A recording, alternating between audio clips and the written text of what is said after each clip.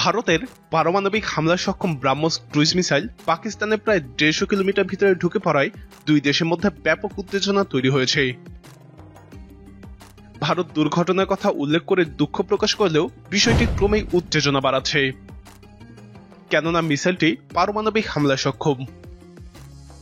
আমাদের আজকের ভিডিওটিতে এই মিসাইলটির সক্ষমতা, কেন পাকিস্তান এটা ঠেকাতে পারল না, কেন ভারত এটাকে নিয়ন্ত্রণ করতে পারল না এবং এটা বিধ্বস্ত হওয়া সত্ত্বেও কেন পাকিস্তানের কোনো ক্ষতি হলো না, সেসব বিশ্লেষণ থাকছে।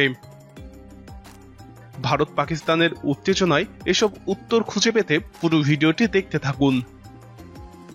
আর আপনি যদি আমাদের চ্যানেলে নতুন হয়ে থাকেন তাহলে নিয়মিত এরকম ভিডিও পেতে আমাদের চ্যানেলটি সাবস্ক্রাইব করুন। ব্রাহ্মস বিশ্বের সবথেকে দ্রুতগতির মিসাইল। এটা পারমাণবিক অস্ত্র বহন করতে সক্ষম। ব্রাহ্মস ক্রুইজ মিসাইলটিকে নিয়ে ভারতীয়রা অনেক গর্ব করে। ভারত এবং রাশিয়ার যৌথ গবেষণায় মিসাইলটি তৈরি করা হয়েছে। এতে ভারতের বিনিয়োগ থাকে 50.5% এবং রাশিয়ার বিনিয়োগ থাকে 49.5%। বর্তমানে এক একটি মিসাইলের দাম $2.75 মিলিয়ন বা 23 কোটি বাংলাদেশি টাকা। ব্রাহ্মস নামটি এসেছে ভারতের ব্রহ্মপুত্র এবং রাশিয়া মস্কোভা নদী দুটির নামের প্রথম অংশ যুক্ত করে। দ্রুত গতির জন্য এটাতে র্যামজেট ইঞ্জিন ব্যবহার করা হয়েছে।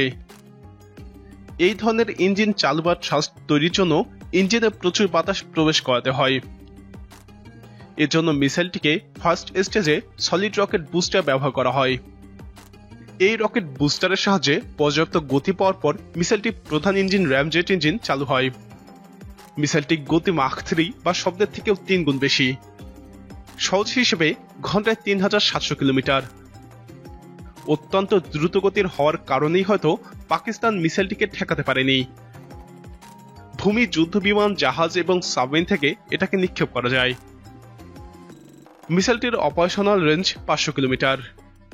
মিসাইলটি সর্বোচ্চ 49,000 ফিট উঁচু দিয়ে উড়তে পারে আর সর্বনিম্ন 3 থেকে 5 মিটার নিচু দিয়ে উড়তে সক্ষম।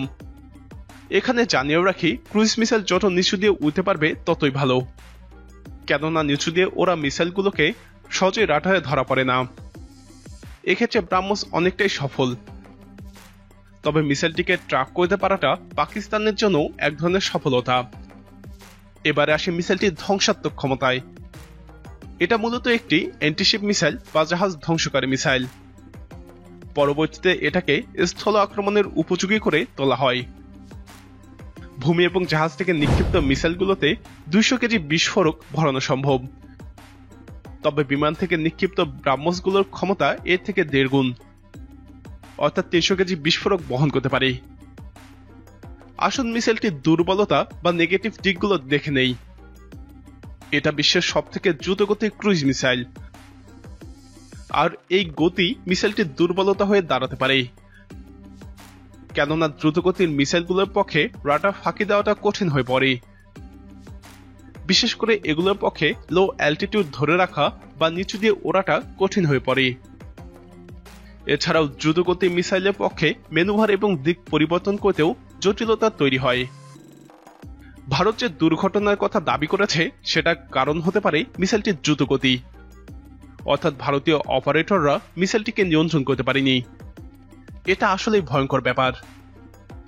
এই সংকট এড়াতে আমেরিকার টমাহক সহ অধিকাংশ আমেরিকান, রাশিয়ান কিংবা ইউরোপিয়ান ক্রুইজ মিসাইলগুলো সুপারসনিকের বদলে কম গতিসম্পন্ন সাবসনিক হয়ে থাকে। যাই হোক, পাকিস্তানে ঢুকে পড়া ভারতীয় মিসাইলটিতে কোনো ওয়ারহেড বা বিস্ফোরক ছিল না, তাই কোনো ক্ষয়ক্ষতি হয়নি। তবে ভবিষ্যতে বিস্ফোরক সহ এমনকি পারমাণবিক অস্ত্র সহ যদি এভাবে দুর্ঘটনাবশত পার্শ্ববর্তী কোনো দেশে মিসাইলটি ঢুকে পড়ে তাহলে পরিস্থিতি ভয়ঙ্কর হতে পারে। প্রিয় দর্শক, ভারতের এই দুর্ঘটনাকে আপনি কিভাবে দেখছেন? আপনার মতামত কমেন্টে জানান। ভিডিওটি ভালো লাগলে লাইক বাটনে ক্লিক করুন। ভিডিওটি আপনার বন্ধুদের সাথে শেয়ার করে তাদেরকেও ভিডিওটি দেখার সুযোগ করে দিন।